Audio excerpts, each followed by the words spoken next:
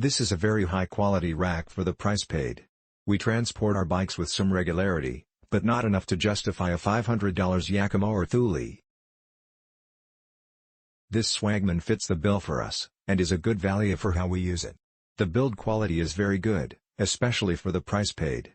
Most everything seems to be powder coated and is somewhat resistant to scratching. Initial assembly was easy, save for one small glitch.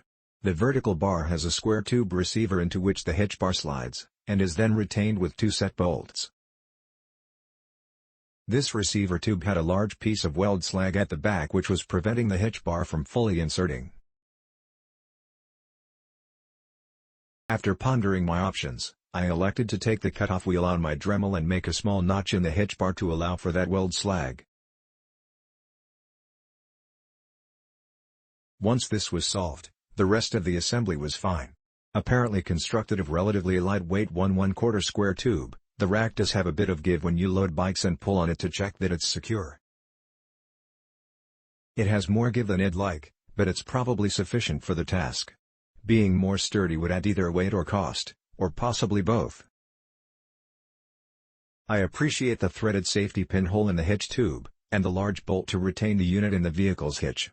Once tightened, it really isn't going anywhere. I would absolutely recommend this rack for the recreational cyclist. I'm not sure it'd hold up well to true daily use, but it's great for weekend trips. Easy to set up and adjust, feels sturdy and secure. It really would take a bit of effort to remove a bike from it if you have it locked down. Seems like a really good value. There were a few stumbling blocks I encountered, though.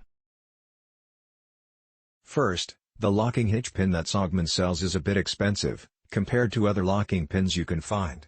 However, because the rack had a threaded hole, a standard half pin won't fit through. I ended up just yawing the supplied pin, and used a small master lock with a small enough shackle diameter to fit.